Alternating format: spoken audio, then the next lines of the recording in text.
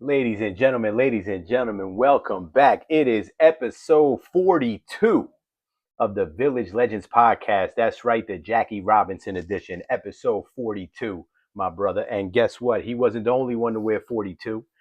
Jackie also is accompanied by Mariano Rivera, the great. James Worthy wore number 42. Mo Vaughn, of course, one of the greatest safeties of all time, Ronnie Lott, wore number 42. And my boy, who we'll talk about his alma mater soon, Donyell Marshall at UConn, wore number 42. My brother, we got a lot to talk about, but there's no bigger place to start today than Championship Monday, where legends are made.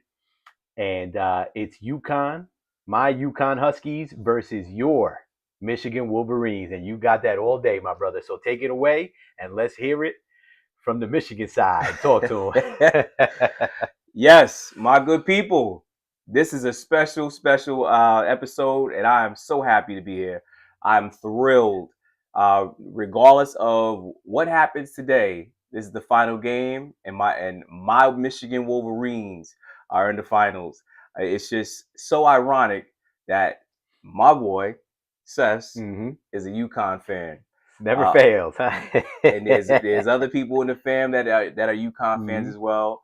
And you know who y'all are. You know, at the end of the day, when it's all said and done, and we raising our banner and our flag, I don't want to hear nothing else. I want to give just a straight cheers to the names that you just dropped in the beginning of the show, Sess. Some good names at the there, end right? of the day, we shout out to all y'all. Yeah, some legends there. Special. Yes. Also, that we want to also give a congratulatory shout out to the UCLA Lady Bruins. That's right. What a blowout game versus South Carolina Gamecocks. I know there were some South Carolina fans. I know my family, my mother, I say, is down there, and shout out to you, Mom. At the end of the day, next season, it might be something different. But again, I believe I like what Dawn Staley said, the head coach of the South Carolina Gamecocks. She gave a congratulatory, professional shout out to Corey Close, the head coach of the UCLA Bruins. It's crazy. She had to wait 15 seasons to get that ring, and she's about to get it. That was a dominant performance by the Bruins. Just to know that we've seen blowouts, but from the beginning to the end, from first quarter to the fourth quarter, they never ever trailed. Nope. They led through the whole game. 79-51 tells it all. I just want to also just give a shout out to the 1998 Lady Boilermakers. They were the first Big Ten team to ever win the national championship back in 1998, as I said. And now to join them in a dominant fashion is the UCLA Lady Bruins with their All-American Lauren Betts. She was the outstanding player of the game with 14 points, 11 rebounds, 2 blocks. Got to play also with her sister. That's another reason why she came back to play college ball. That's cool. To play with her sister. All them girls. This is another thing I just want to touch up on, Seth. To see the emotion from them ladies, that whole team didn't have a dry eye. No, it was awesome. It was awesome to see, from the coaching to the players. It was something that when you believe, you can achieve it. Don't ever let nobody tell you cannot do what you want to do. When everybody's on the same page, especially with team sports, and Seth, you know it because we did it with baseball. We were there. We kept getting knocked down, but we figured it out. That's right. We had our conversations, and a win. Championships happen. Yes, they did. So I just want to, again, I really feel them. With that being said, today's game, again, this is it. This is for all the marbles. This is it. Dusty May, the Michigan men's basketball head coach. Danny Hurley, two-time national champion, who's going for his third national championship this year. He is a remarkable coach and comes from a basketball family royalty. As we know, his father is a Naismith Hall of Famer, Bob Sr., which we've talked about on the show, and his brother is one of the best college basketball point guards in history, in Bobby Hurley. So he has received his father's gene for coaching, which is great. But today, I'm hoping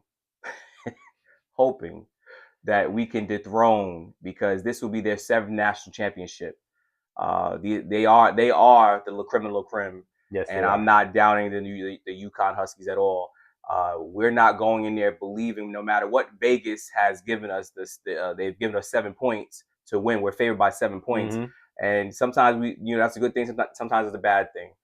We don't want to give them no motivation, and I think that's where it really stands, Sess. My brother, this is sorry to cut you off there, but this is 2 excellent coaches. Yes.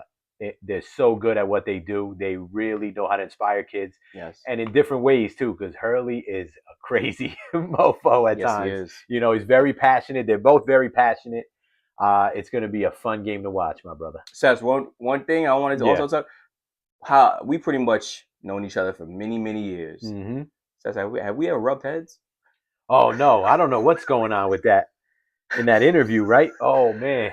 They had an interview with the Village Legend viewers and community, and we I watched a quick interview, and it was pretty real quick, but it was Dusty May and Dan Hurley having an interview, and the interviewer asked them to rub heads on the live interview, and I don't know how I feel about that, because it was kind of weird. Yeah.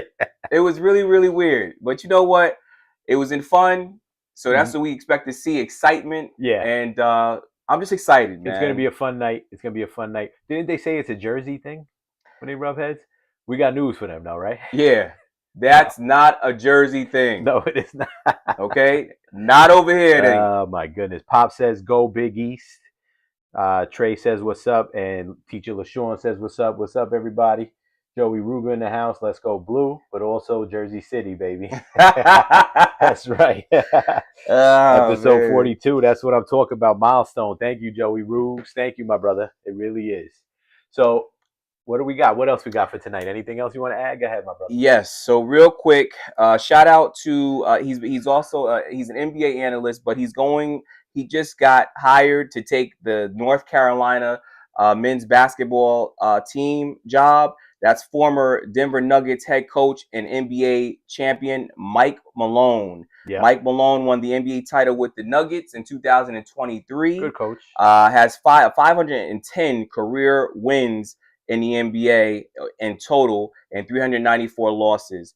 I think he's a good coach. Me too. Just, he has to, adapt to dealing with the younger crowd now. I really still ask myself, because I want to know why he was fired from the Denver Nuggets. Yeah. So, and that's a real question mark. Yes. They really never clarified, but you know what? I think maybe he's got a chip on his shoulder then. Maybe he's going to go out and show out. You know what I mean? And they also says that his daughter plays volleyball for UNC. Oh, nice. So, I don't think it was a no-brainer. When they came to him, he didn't let it go by. He just said, yes, I'll take the job.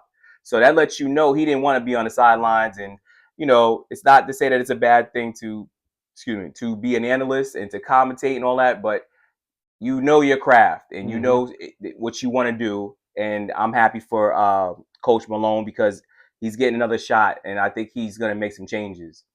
Absolutely, my brother. QT says hello. What's up, QT? 3377. All right. Dusty May and Tommy Lloyd. Dusty May is the Michigan coach, and Tommy Lloyd is the Arizona coach. They both rejected UNC, their stalking offer for trying to disrespect our coaches by trying to grab them and think I had enough money to grab them from their seats. So Malone was not the first choice there. No, he was not. Tommy Lloyd actually was from Arizona, but and in passing that up, he signed a 5-year extension with the Arizona Wildcats. So that lets you know he ain't going nowhere. Joey Rugg adds, due to a toxic long-term power struggle with GM Calvin, I can't see the name under the thing, Calvin something, but.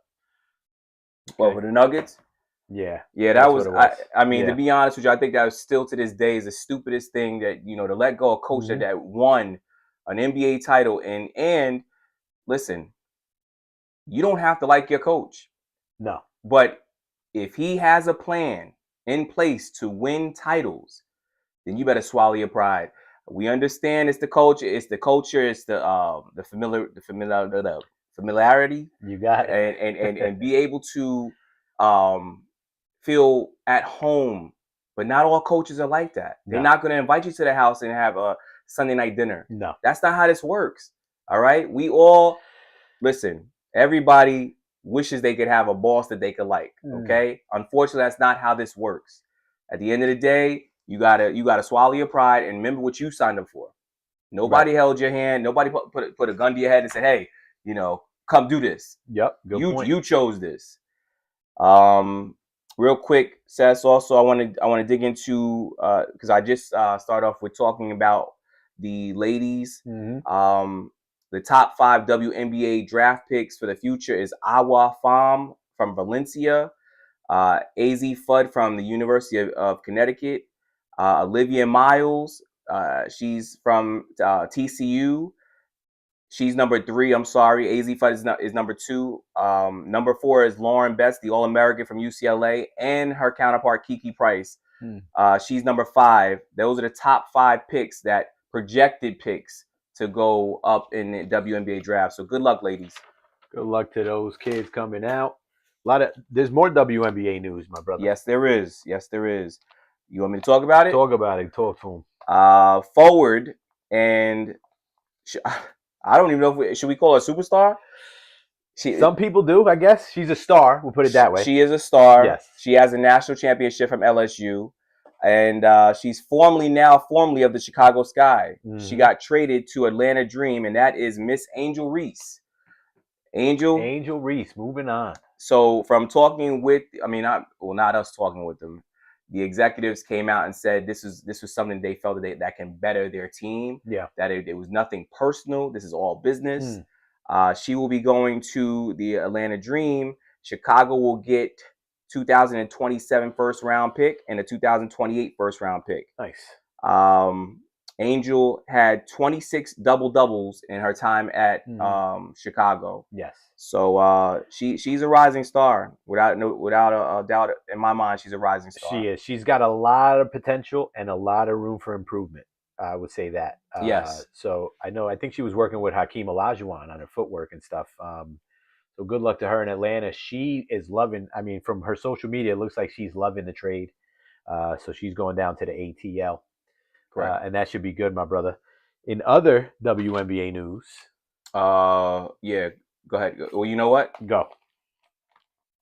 You want to talk about the president's executive order? With before you hit that, since we're talking WNBA, good news. We've talked about it here many times on the show, the collective bargaining agreement. Where they were trying to come up with a deal between the ownership and the players. Yes, we have. They have a tentative agreement in place. A tentative CBA is in place, folks. And that's good news for the ladies. The Supermax salaries will rise to $1 million for the first time ever. So shout out to the ladies. They're going to get theirs. Still some things to ratify. But it looks good. It looks good for them. Let's see how it goes. Baby steps, but it's a nice big step right here. So that's great. Yes, ladies are pros as well. Yes, absolutely. Ladies are pros as well. Yes, and they draw. Angel Reese is going to draw down in Atlanta. She's going to sell tickets, no question about it. So nice to see that from the WNBA. Yes. No official status yet, still being ratified, but they'll get there. Go ahead, brother. You had some more stuff on the college ranks, right? Yes. So we've talked about it on past episodes as to what the NCAA or Congress stepping in and trying to make things happen with the NIL and all of the the rules that are going on currently in college sports for both men and women. Just to give you guys all a heads up that this is real and that they are going to be working on it now because President Trump has got involved. He signed an executive order to limit how long students can play college sports, only up to 5 years, and how often they can transfer between schools. But he did not agree with having the student athlete sit out for 1 year. That's an executive order as of right now. I'm sure there will be more to come on this. On past episodes, we had Senator Tommy Tuberville express his need for change with the NIL and the transfer portal and all this stuff. It's going to be a tough one, folks. I watched an interview, not an interview, but I seen the analyst Jay Billis. He's very, very bright and former Duke standout, and he's been also on all of the college basketball shows pretty much.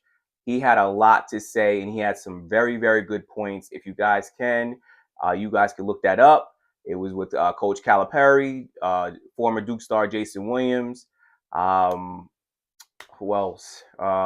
Geez, some other added names as well. But you guys, I'm sure you guys can look up them having their I guess I'll say the national championship pregame that was earlier earlier today. I'm sorry, and it was a really, really good conversation for those who really want to get involved and hear it. It was a real good conversation.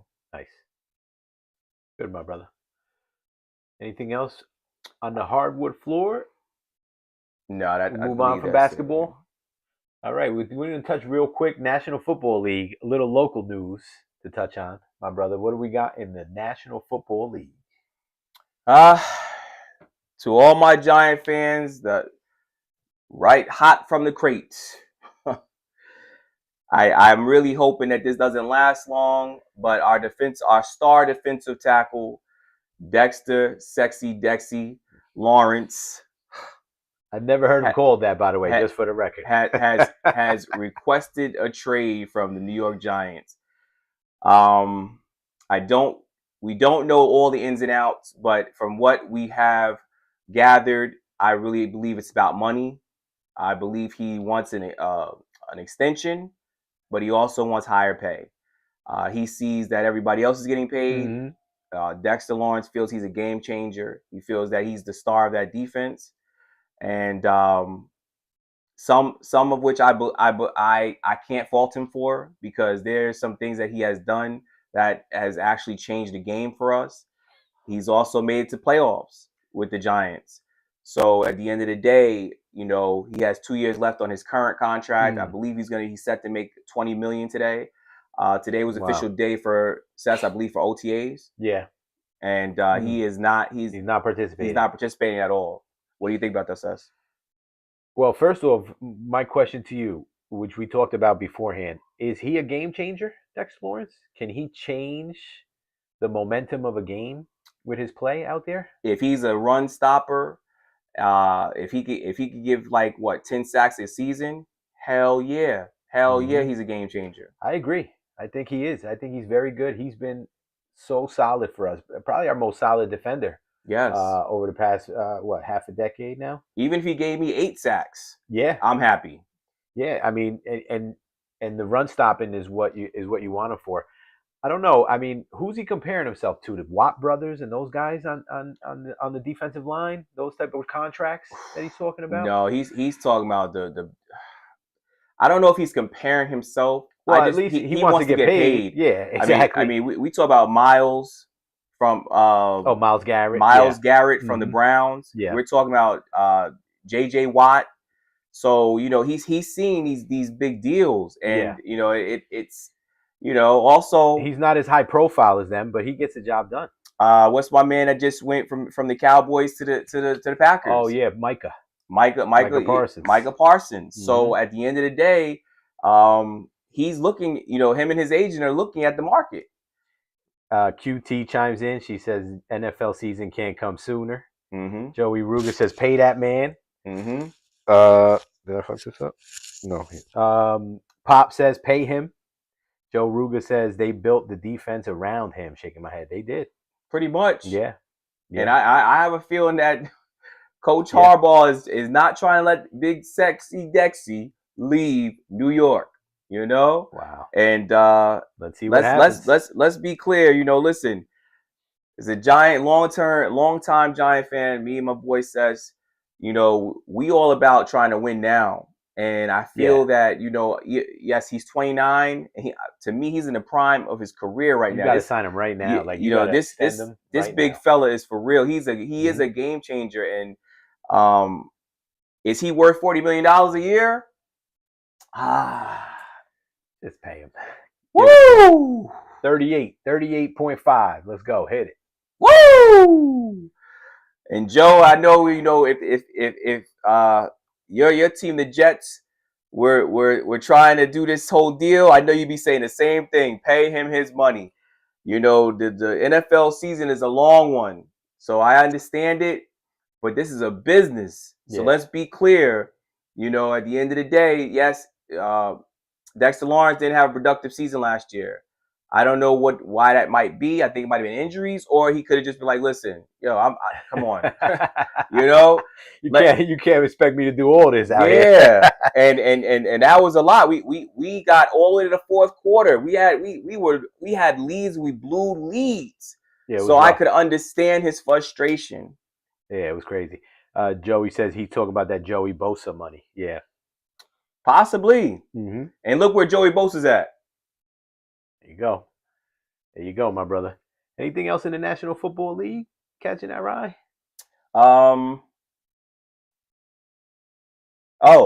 Lamar Jackson. How ironic is this?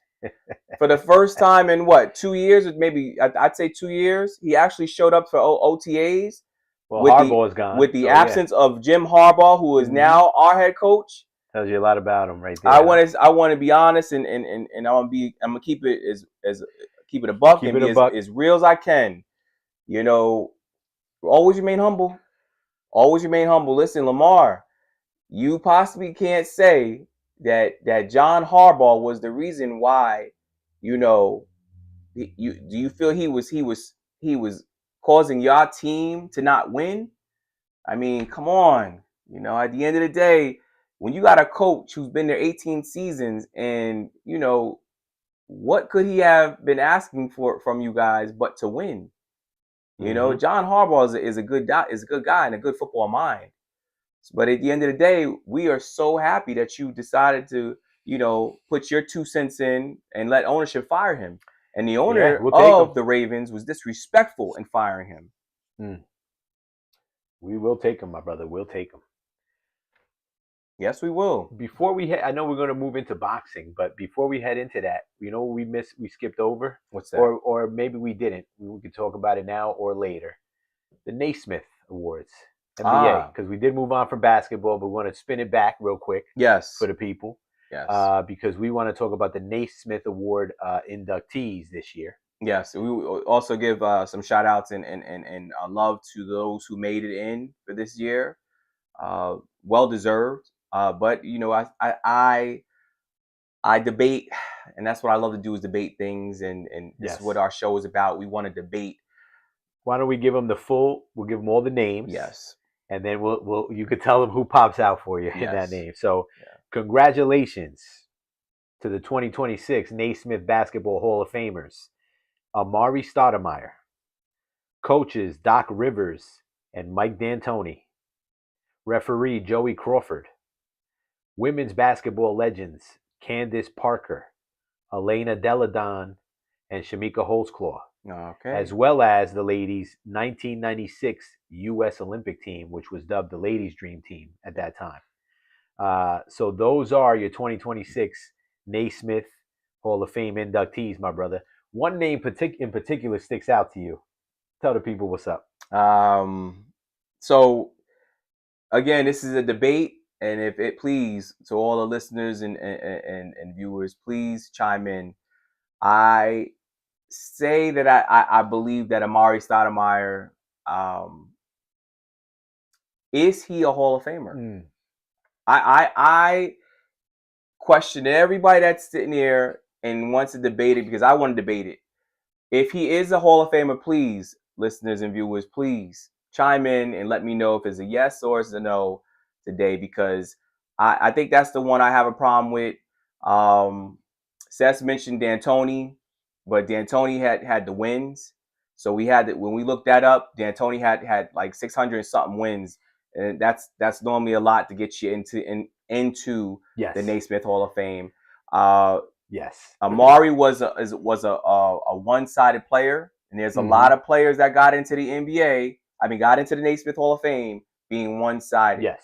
Amari was an offensive player. Mm-hmm. He also contributed helping Steve Nash win 2 MVPs back to back.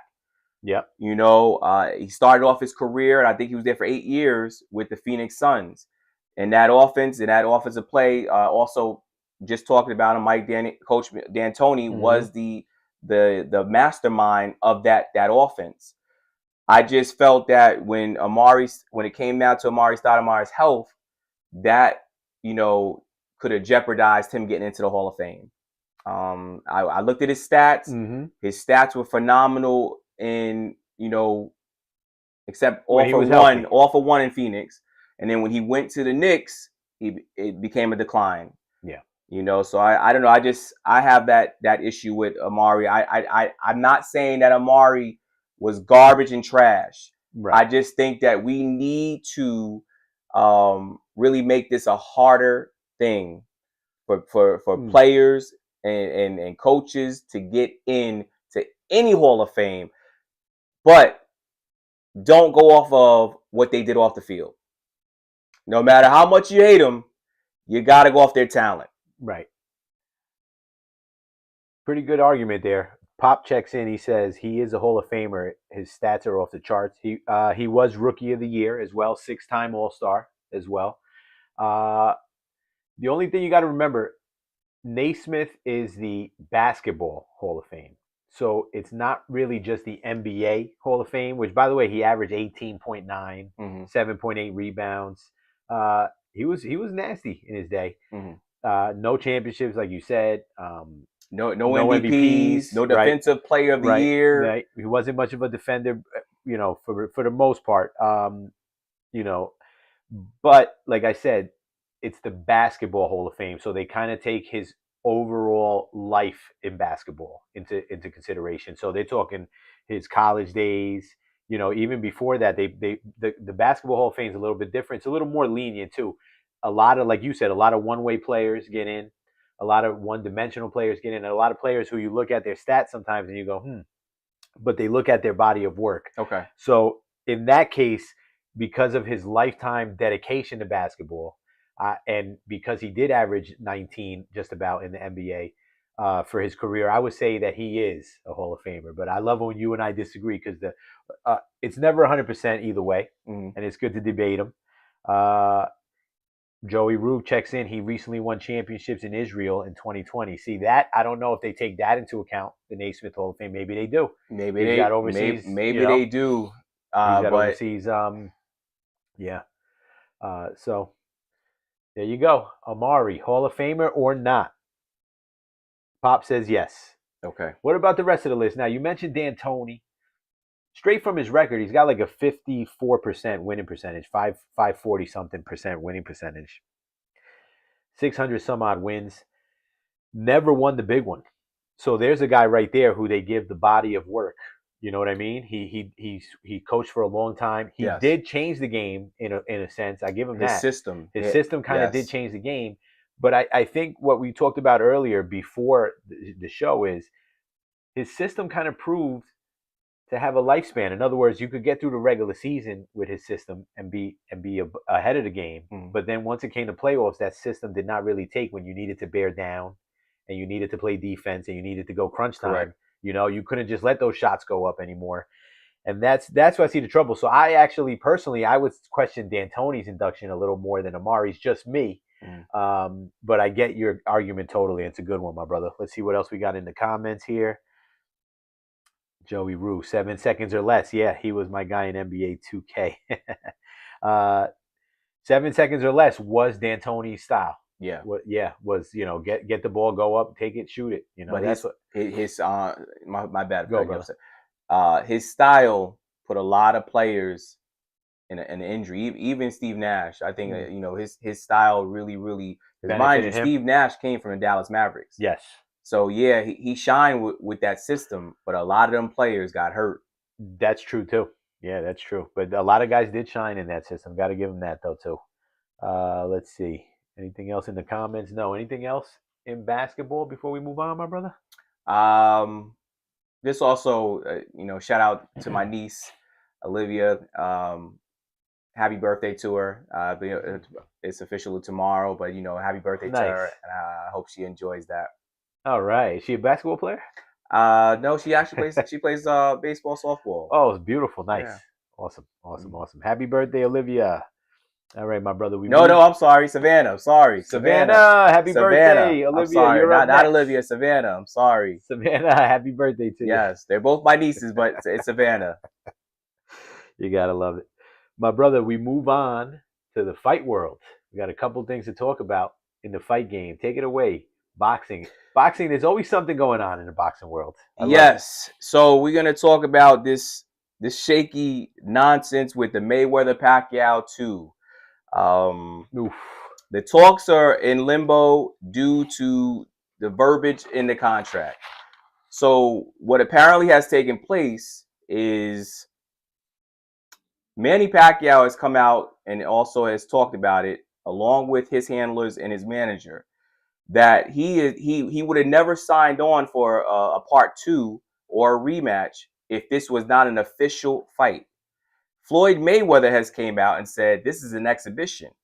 Now, for all of us that have seen the fight, Pops, he was sitting right next to me when I watched it, the first one, and everybody was going pretty much. It felt like the whole house, my whole household, was going for Manny Pacquiao. And I said, I'll never go against Floyd Mayweather. That man made me too much money, So, but anyway, that was a different topic for a different day. Money Mayweather has, repeatedly said that this is an exhibition. And I don't know how you gonna say this is an exhibition when you know damn well, Floyd, that Manny Pacquiao wants you badly. This is something that this is not in an exhibition. I'm just saying, I think this man has lost sleep over, because the moment you gave him the opportunity to say, you know what, let's make this happen, right? Manny Pacquiao was probably on your front doorstep saying, yes, let's go. He wants that rematch so bad because he wants to take that O away from you so bad. And Floyd, you know this, Floyd. I don't know why you would think this was an exhibition. Stop playing games. So, again, his handler, his manager has come out and said it. If you look at the contract, it says 11 times. This is not an exhibition. 11 times? 11 times in paperwork it said it's not an exhibition. Okay? This is Manny's apparent manager, agent, whoever it is that Manny, he came out and said and talked about it. I forgot his name, so I stand corrected on that. But this was never about an exhibition, folks. This was all about making an official fight, because this is what Manny wants. He wants to make history and take that O away from Money May. I get it for Manny. Does it tarnish Mayweather's legacy? Does it tarnish it if he gets that L? I mean, coming back all these years later, I don't know, because Floyd won the big mega fight the first time. Yeah. So will anybody care? In other words, you got a good fighter that really, if he was to beat Floyd, I don't think it's gonna happen. I think it's gonna be a boring fight, to be honest with you, because I think Floyd is just too much of a defensive genius, and he's gonna know how to stop Manny once again. But I just feel that it's just crazy how it's turned out. Also, keep in mind, they said that Floyd has already taken an advance out. That's what I was going to mention. He took an advance out from this. Yeah, they gave him an advance. I mean, make it make sense. Make it make sense. Listen, Floyd, you're not helping the rumors that you need to loot. That's all I'm saying. You're not helping the rumors. My brother, real quick, Joey chimes in. He says, Savannah, haha. She said, thank you. Pop, I wish these guys would just retire and enjoy retirement. Yeah, I mean, Mm. Pacquiao, I feel like he could fight till he's 60 because he's just in great shape and he's crazy. I don't really want to see Mayweather fight anymore, though, to be honest. And I love Mayweather, but I Yeah. don't really want to see him fight anymore. And then we talk about you doing an exhibition with Mike Tyson. Listen, Nah, we nobody all wants to see seen that Mike Tyson's last exhibition where he won where he made $20 million for nothing, fighting Jake Paul. just to show his rear end. That was it. Thank Come you. on, get out of here. Thank you. Oh, Savannah chimed on and she says, "Hola, it's me, Savannah, not Oh. Olivia, not Olivia." I know. He stands corrected again, ladies I and gentlemen. stand corrected. Anyway, you got one more thing in boxing, I think. Also, yes, give a shout out to Deontay Wilder. He defeated Derek Sora, and it's by a split decision in one of the rounds. He's crazy. First of all, we want to be clear that I really don't, I don't want to really talk too much about what we've heard him say, Deontay Wilder, because what, past interviews, you mean? Yes, because the stuff he has said, I don't want if the kids are listening, I don't want y'all to hear this stuff. Don't even Google it. You don't want. But it's just sad. Like, I mean, where have we brought ourselves as adults and forget that we're adults? That you think that's okay. All right. I have daughters. So to know that you sitting there talking about your experience, your sexual experience is disgusting to me, Deontay. And you should be ashamed of yourself because I believe you have a daughter as well. So you should be ashamed of yourself. I don't know what you was trying to prove, but for some people might actually be a fan of what you said. Me personally, I just found that really disgusting, to be honest with you, and it's bugged out. Again, a good win, but again, you told a man in a ring that you loved him, and what else did he say? He said he did that corny thing from a movie. He said, "I'm sorry, I love you," and then he hit him. I forget what movie it is. Yeah. Listen, I don't know. He's his own worst enemy, I guess. Is he back? Does this win mean anything for Deontay? What do you think? Post fight, he walks past Anthony Joshua and says, let's make it happen. I'm down. I'd like to see that. I don't even know, man. I don't even know. Listen, the only heavyweight that is really the truth is Usyk. Everybody else is just, they're running circles around each other. Yeah. The Gypsy King, who's damn near like 7 feet tall, he wants to make a comeback. But Usyk has beaten these people, and you guys got to go through him. Now, unless Usyk retires, I don't see nobody beating Usyk. Usyk is out of Ukraine, and he's for real, man. He's for real. So we will definitely see. I know that the other future fights that I want to see is also between Jaron Boots Ennis and Xander Zayas out of Puerto Rico. Yep. That's going to be a good fight. That's the 154-pounder weight limit. Absolutely. And get ready for that, folks, because that's the next one I really want to see. Mm-hmm. Good stuff, my brother. Good stuff. Anything else in the squared circle? That's about it, Sess. Good stuff, my brother. Before we wrap it up, we're going to do a quick, we don't really have a baseball segment this week. We're going to dedicate it to number 42 for episode 42. He's an icon for all of us. He's a legend to all of us. He's also one of my personal heroes in my life. He's one of my favorite athletes of all time. And that's number 42 himself, Jackie Robinson, my brother. 69 years ago, around this time, Jackie Robinson was in the minor leagues. He was wearing number 5.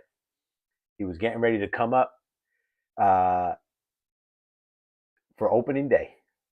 What was the second game of the season, I believe, actually. April 15th, 1947, Jackie Robinson made his debut. Broke the color barrier in baseball that day, my brother. Any thoughts on Jackie Robinson as we dedicate the show to him today? I just, again, equality. Mm-hmm. Everyone being able to get an opportunity to showcase their talent. Mm-hmm. I give that man a whole lot of respect for what he endured and what he was told to do, so that he can, open the doors for so many others.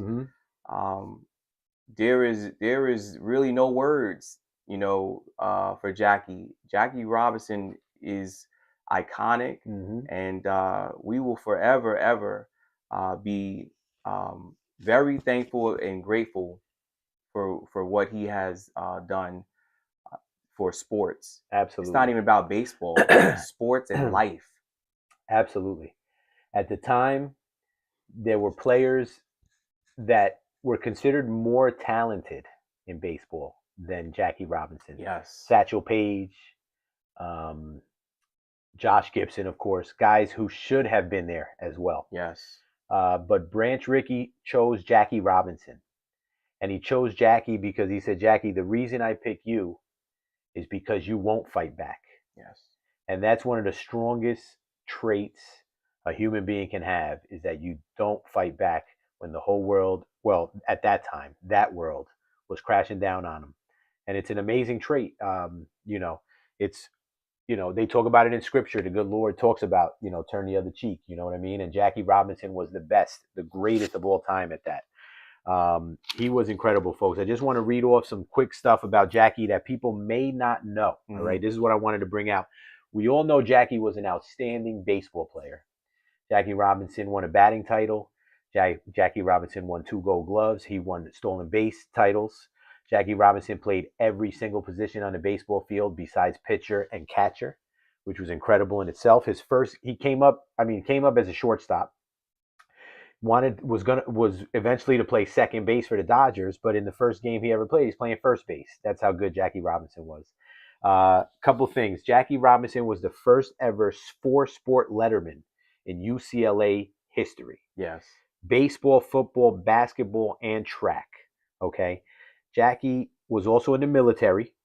In 1944, Jackie Robinson was court-martialed because he refused to sit at the back of the bus. Everybody knows the story of Miss Rosa Parks, who refused to sit in the back of the bus.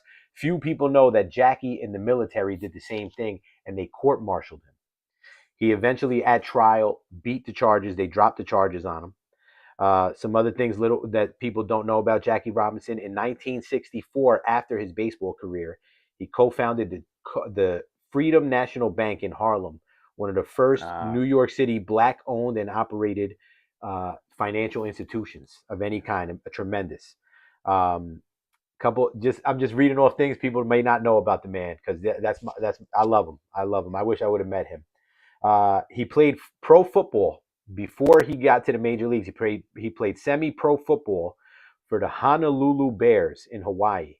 He actually played his last ever football game 2 days before the attack on Pearl Harbor in 1947. Think about that. That's great. 1941, excuse me. Think about that. 2 days before he played his last game. He also was the first ever black vice president of a major corporation when he became the vice president of Chock full of Nuts, the coffee and chocolate company out of New York City, which was a very big company at the time, folks. Jackie did his thing. Some records that Jackie Robinson held at Pasadena College still stands to this day. Pasadena City College, 99-yard run from scrimmage in 1938. At UCLA, he's got the highest yards per catch in a season. Actually stood all the way until 2022. He held the record from 1939 to 2022. He had 12.2 yards per catch. He led the nation in punt returns in 1939 and 1940. Damn. In 1940, he was also the NCAA long jump champion, 24 feet and 10 and a quarter inches. Since World War I, Jackie Robinson still to this day has the most stolen bases of home plate with 19.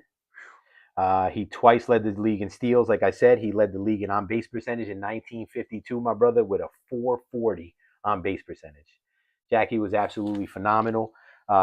Jackie Robinson died young at 53 years old. Yes, he did. Because of all the wear and tear on his body, and in our opinion, on his mind and his heart and soul as well, because he endured a lot. And you know what, my brother? Shout out to Mrs. Rachel Robinson. She's still alive. She's still with us today, to this day. I believe she's 101. Don't quote me on that. In fact, matter of fact, I don't want to be do that to Miss Rachel Robinson. Let me look real quick, my brother, to see how old she is. Let's see. She stood by his side all them years. She's 103, and she's still with us to this day. And she stood by his side. She watched his body deteriorate. There's a great book. Matter of fact, got it right here. Let's see. This book right here, True. The 4 Seasons of Jackie Robinson, tells a lot of good stuff about his post-baseball life. Tells you about when he went to Gil Hodges' funeral and he had trouble getting out of his vehicle. That Roy Campanella and his former teammates had to come out and help him come out of his vehicle so he can walk inside and pay his respects. So, episode 42, where legends are made, my brother, and Jackie was one of them, and we'll remember him, and we'll celebrate him next week on the Diamond, where everybody wears number 42, and that number's retired because of him. So shout out to him. Anything you want to add on Mr. Robinson, my brother? No, just rest in peace, King. Yes, sir. Yes, sir. One of the absolute legends of all time. I'll just leave it at that. Quick birthdays. Happy sports birthdays. Only a couple today, my brother. Sterling Sharp turned 61 years old today. And Brett Boone, the brother of Aaron Boone, a good hitter in his time, turns 57 years old today, my brother. All right. Folks, always a pleasure. Episode 42 came and went really quick. We appreciate having you guys having us. And I'm going to hand it over to C Flash because he takes us out as only he can. Talk to him, my brother. A lot of I stand corrected today. To, of course, to my family members, as always, love. You know, I try to be a sharp mind. I will continue to do so. Thank you for tuning in. Thank you for being part of the podcast. Have a great week. Be safe. And as always, think sports. Go Michigan. Peace.